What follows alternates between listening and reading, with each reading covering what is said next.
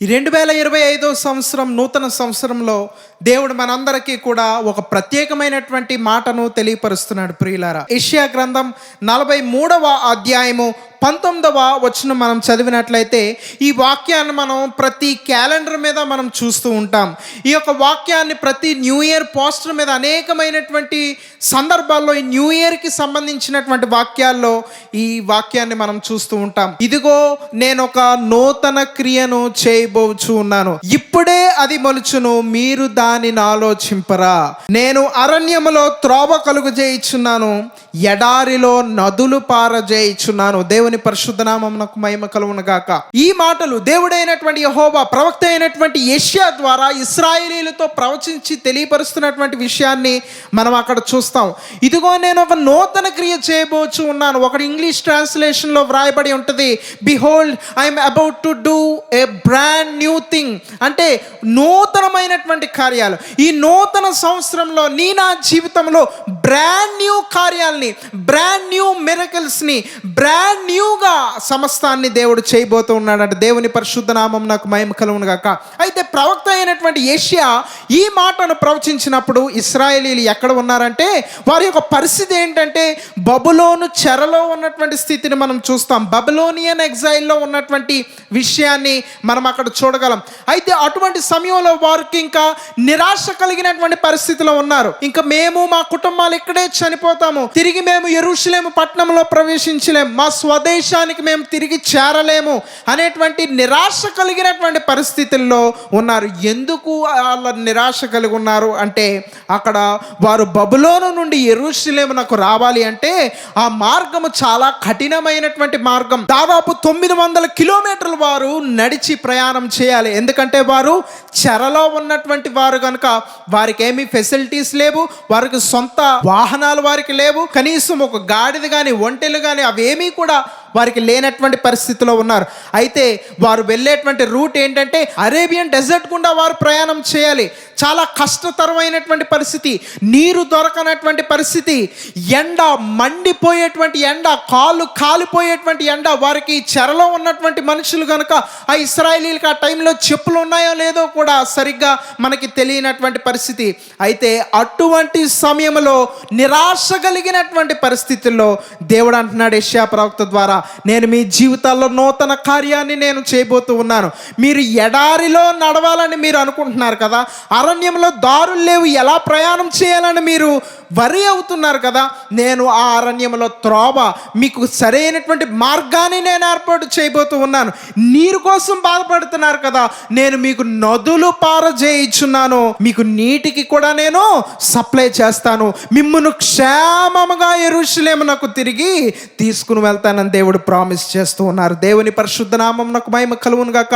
నా ప్రియ సహోదరుడా, నా ప్రియ సహోదరి, ఒకవేళ ఈ 2025 సంవత్సరంలో పూర్తిగా నిరాశ కలిగినటువంటి పరిస్థితిలో ఉన్నావేమో, పూర్తిగా డిస్కరేజ్ అయిపోయినటువంటి పరిస్థితిలో నువ్వు ఉన్నావేమో, నా యొక్క జీవితంలో ఇంతేనండి, నా యొక్క జీవితంలో నేను పైకి రాలేనండి, నా యొక్క జీవితంలో నేను బాగుపడలేనండి అనేటువంటి పరిస్థితిలో ఒకవేళ ఉన్నావేమో. కానీ దేవుడి వాక్యం ద్వారా నీతో మాట్లాడుచు ఉన్నాడు, ఇదిగో నేను ఒక నూతన క్రియ చేయబోతున్నాను, అది ఇప్పుడే మొలుచును. దేవుడి ఇశ్రాయేలీయులకి డెలివరెన్స్ని అనుగ్రహించినటువంటి విషయాన్ని మనం చూస్తాం. ఎంత నిరాశ కలిగినటువంటి పరిస్థితుల్లో నుండైనా నేను మిమ్మల్ని బయటికి తీసుకుని వస్తాను, మిమ్మల్ని డెలివర్ చేస్తాను అని చెప్పి తండ్రి అయినటువంటి యెహోవా తెలియపరిచారు. అది ఇప్పుడే మొలుచును అంటే ఆ డెలివరెన్స్ అనేటువంటి సీడ్ని, ఆ డెలివరెన్స్ అనేటువంటి ఆ ప్రామిస్ అనేటువంటి దేవుని వాక్కు అనేటువంటి ఆ సీడ్ని ఆల్రెడీ దేవుడు ఇశ్రాయేలీయుల యొక్క హృదయంలో దేవుడు నాటి ఉంచినటువంటి విషయాన్ని మనం చూస్తాం. అయితే దేవుని యొక్క అపాయింటెడ్ టైంలో, నిర్ణయింపబడినటువంటి దేవుని యొక్క సమయంలో అది మొలిపింప చేసినటువంటి దేవునిగా మనం ఈ లేఖన భాగంలో మనం చూడగలం. ఈరోజు నా జీవితంలో ప్రామిస్ ఉంది, దేవుని యొక్క వాగ్దానం ఉంది, నెరవేరట్లేదు అనుకుంటున్నావేమో.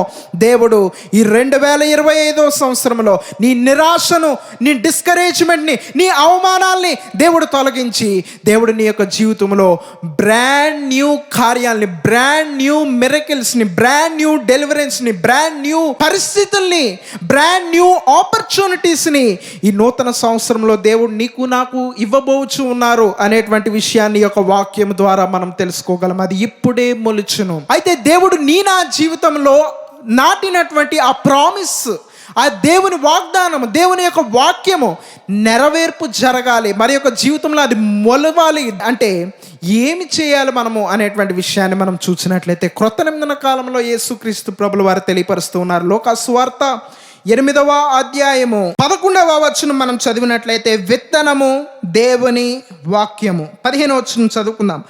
మంచి నేల నుండి వారెవరనగా యోగ్యమైన మంచి మనస్సుతో వాక్యము విని దానిని అవలంబించి ఓపికతో ఫలించువారు. దేవుని పరిశుద్ధ నామమునకు మహిమ కలుగును గాక. ఈ లేఖన భాగాన్ని మనం చూస్తే విత్తనము దేవుని వాక్యము, దేవుని యొక్క వాగ్దానము, దేవుని యొక్క ప్రామిస్. అది డెలివరెన్స్ అవనివ్వండి, అది హీలింగ్ అవనివ్వండి, అది ప్రాస్పెరిటీ అవనివ్వండి, అది బ్లెస్సింగ్ అవనివ్వండి, ఏది అయినప్పటికీ కూడా దేవుని యొక్క వాక్యము, ఆ దేవుని యొక్క వాక్యం మన యొక్క జీవితంలో ఇప్పుడే అది మొలుచును, అది గ్రో అవ్వాలి, అది మొలవాలి, దాని యొక్క కార్యము జరగాలి, అది నెరవేర్పు జరగాలి, దానిలో జీవం రావాలి అంటే మనం ఏమి చేయాలంటే, అక్కడ మనం చూసినట్లయితే యోగ్యమైన మంచి మనస్సుతో దేవుని యొక్క వాక్యము వినాలి అనేటువంటి విషయాన్ని మనం చూస్తాం. దేవుని యొక్క మందిరానికి వస్తాం, లేకపోతే దేవుని యొక్క వాక్యాన్ని మనం చదువుతూ ఉన్నప్పుడు దేవుడు మనతో మాట్లాడతారు.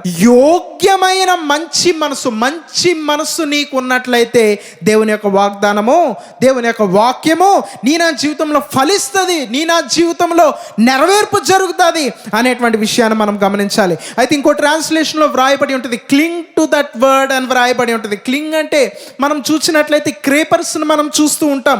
ఒక సపోర్ట్ని, ఒక పోల్ని మనం సపోర్ట్గా పెడితే దానిని అది చాలా గట్టిగా పట్టుకుని, మూల భాషలో దాని అర్థాన్ని మనం చూస్తాం, ఆ యొక్క మొక్క దాని యొక్క సపోర్ట్ని చాలా గట్టిగా పట్టుకుని అది ఫలిస్తూ ఉంటుంది. ఈ 2025 సంవత్సరం నీవు నేను ఫలించాలి అంటే, ఈ 2025 సంవత్సరం నీవు నేను గ్రో అవ్వాలి, నీవు నేను ఫ్రూట్ఫుల్గా మార్చబడాలి అంటే దేవుని యొక్క వాక్యాన్ని వినడం మాత్రమే కాదు, కానీ యోగ్యమైన మంచి మనసుతో విన్న తర్వాత దాన్ని గట్టిగా పట్టుకొనవలసినటువంటి వారమై ఉన్నాం. పట్టుకోవడం అంటే బైబిల్ని నిరంతరం చేతిలో పట్టుకుని తిరగమని దాని యొక్క అర్థం కాదు, కానీ అనుదినము నీవు ప్రార్థన చేస్తున్నప్పుడు, అనుదినము దేవుని యొక్క వాక్యాన్ని చదువుతూ ఉన్నప్పుడు, ప్రభువా నాకు ఈ వాగ్దానం ఇచ్చావు, ఈ సంవత్సరం దానిని నెరవేరుస్తున్నావు ప్రభువా, మీకు కృతజ్ఞతలు అని దేవునితో ఆ యొక్క మాటను మనం తెలియపరచవలసినటువంటి వారమై ఉన్నాం. ఆ ప్రామిస్ని మనం క్లెయిమ్ చేయవలసినటువంటి వారమై ఉన్నాం. ప్రభువా ఆ వాగ్దానం నా జీవితంలో జరుగునుగాక, ఆమెన్ అని మనం దేవుని యొక్క ప్రార్థనలో మనము పలుకోవలసినటువంటి వారమై ఉన్నాం అనేటువంటి విషయాన్ని మనం గమనించాలి. అయితే 3వ క్వాలిటీని, దాని కంటిన్యూషన్ మనం చదివితే, ఓపికతో ఫలించెదరు. అంటే 3వ లక్షణం మనకు కావాల్సింది 2025 సంవత్సరంలో ఏంటంటే ఓపిక. దేవుని యొక్క వాగ్దానం మన యొక్క జీవితంలో దేవుడు అనుగ్రహించాడంటే ఓపికతో మనం ఉండవలసినటువంటి వారమై ఉన్నాం. గొప్ప గొప్ప విజయాలు భక్తులు ఏ రీతిగా పొందుకున్నారంటే ఓవర్ నైట్ వరకు వచ్చేయలేదు, లేకపోతే దేవుని యొక్క వాగ్దానం నెరవేర్పు జరిగిపోతే గంటల్లో, నిమిషాల్లో, సెకండ్లో, రోజుల్లో జరిగిపోలేదు. ఓపికతో వారి యొక్క నిరీక్షణను కోల్పోకుండా, విశ్వాసాన్ని కోల్పోకుండా, అవిశ్వాసాన్ని వారిలో రానివ్వకుండా ఎప్పుడైతే వారు కలిగి ఉన్నారో ఓపిక ద్వారా వారి యొక్క విజయాల్ని వారి యొక్క జీవితంలో అనేక మంది భక్తులు సాధించగలిగారు. ఈ 2025 సంవత్సరంలో మొట్టమొదటిగా యోగ్యమైనటువంటి మంచి మనసు కావాలి. రెండవదిగా ఆ యొక్క వాగ్దానాన్ని, దేవుని యొక్క మాటను గట్టిగా మనం పట్టుకొని విశ్వసించాలి. మూడవదిగా ఓపికతో మన యొక్క నిరీక్షణను కోల్పోకుండా మనం ఉన్నట్లయితే వారు 100 ఫలించెదరు. ఈరోజు ఈ 2025 సంవత్సరం నీవు నేను 100 ఫలించెదము గాక. అయితే దేవుడు ఒక వాగ్దానాన్ని నీకు నాకు ఈ 2025 సంవత్సరమున అనుగ్రహిస్తూ ఉన్నారు. కొరింథీయులకు అపోస్తలుడైనటువంటి పౌలు గారు రాసినటువంటి మొదటి పత్రిక 3వ అధ్యాయము 21వ వచనం మనం చదువుకుందాం. సమస్తమును మీవి, దేవుని పరిశుద్ధ నామమునకు మహిమ కలుగును గాక. సమస్తమును మీవి. సమస్తమును నీ జీవితంలో ఏ ఏ ఏరియా అయితే డ్రై అయిపోయి ఉన్నదో, నీ జీవితంలో ఏమేమి నీకు అవసరమై ఉన్నవో, నీ ఫ్యూచర్ గురించావని, నీ ఫ్యామిలీ గురించావని, నీ హెల్త్ గురించావని, నీ వెల్త్ గురించావని, ఏ పరిస్థితి అయినప్పటికీ కూడా సమస్తమును మీవి. హీలింగ్ నీదే అని దేవుడు తెలియపరుస్తూ ఉన్నారు. ప్రాస్పెరిటీ నీదని దేవుడు తెలియపరుస్తూ ఉన్నారు. బ్లెస్సింగ్ నీదని దేవుడు తెలియపరుస్తూ ఉన్నారు. జాబ్ నీదని దేవుడు తెలియపరుస్తూ ఉన్నారు. సమస్తమైనటువంటి ఆశీర్వాదాలు మీవి అని దేవుడు తెలియపరుస్తూ ఉన్నాడు. దేవుని పరిశుద్ధ నామమునకు మహిమ కలుగును గాక. కనుక 2025 సంవత్సరం ఈ జనవరి నెల ముగింపు అయ్యేలోపు మనం అందరం ప్రతి ఒక్కరము చేయాల్సినటువంటి పని ఏంటంటే, దేవుని యొక్క వాక్కును మనం యోగ్యమైనటువంటి మంచి మనసుతో ఆయన వాగ్దానాన్ని మనం తీసుకుని, రెండవదిగా వాగ్దానాన్ని గట్టిగా మనము నిరీక్షణతో విశ్వాసముతో పట్టుకుని, మూడవదిగా ఓపిక కలిగినటువంటి వారమై ఆ విశ్వాసము నాకు చోటు ఇవ్వకుండా ఎప్పుడైతే మనం ఉన్నామో దేవుడు చెప్తా ఉన్నాడు, ఇదిగో నేను ఒక నూతన క్రియను మీకు జీవితంలో నేను చేయబోతున్నాను, ఇప్పుడే అది మొలుచును, మీరు దాని గురించి ఆలోచింపరా. నీ ఎదురుగుంటా ఉన్నటువంటి నీ మార్గం అంతా కూడా ఎటు తోచనటువంటి మార్గము. ప్రభా అసలు దారే లేదు ప్రభా, నా యొక్క డెస్టినీ ఎలా రీచ్ అవుతాను ప్రభా నువ్వు అనుకుంటున్నావేమో. ఈ 2025 సంవత్సరంలో దేవుడు క్రొత్త ఆపర్చునిటీస్ని, క్రొత్త ద్వారాల్ని దేవుడు, క్రొత్త డోర్స్ని దేవుడు ఓపెన్ చేసి, నేను అరణ్యములో మార్గమును నేను కలుగు చేతును, ఎడారిలో నదులు పారజేయబోతూ ఉన్నాను, నీ యొక్క జీవితంలో సమస్తాన్ని నేను ప్రొవైడ్ చేయబోతూ ఉన్నానని దేవుడు తెలియపరుస్తూ ఉన్నారు. కనుక అటువంటి ధన్యకరమైనటువంటి జీవితం ఆ పరిశుద్ధాత్మ దేవుడు మనందరికీ ఈ 2025 సంవత్సరంలో అనుగ్రహించును గాక. మనందరినీ ఈ 2025 సంవత్సరంలో నూరంతులుగా ఫలింపజేయును గాక. మనందరి జీవితంలో దేవుడి నూతన సంవత్సరంలో అనుగ్రహించినటువంటి వాగ్దానమును దేవుడు నెరవేర్చును గాక. ఆమేన్, ఆమేన్, ఆమేన్.